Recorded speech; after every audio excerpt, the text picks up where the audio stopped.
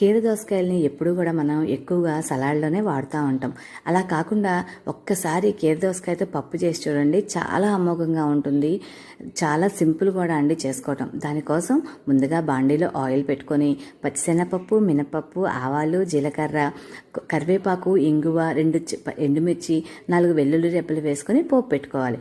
వేగిన పోపులో ఆనియన్, పచ్చిమిర్చి ముక్కలు వేసుకోవాలి. ఆనియన్ ముక్కలు వేగిన తర్వాత 2 టమోటాలు, కట్ చేసిన కీర దోసకాయ ముక్కలు వేసుకొని వేయించుకోవాలి. దాంట్లో పులుపు కోసం కొంచెం చింతపండుని యాడ్ చేసుకోవాలి. ఆ తర్వాత కొంచెం పసుపు, రుచికి సరిపడినంత ఉప్పు వేసుకొని ఒక చిన్న గ్లాస్ నీళ్లు పోసుకొని ముక్కలన్నీ బాగా మగ్గించుకోవాలి.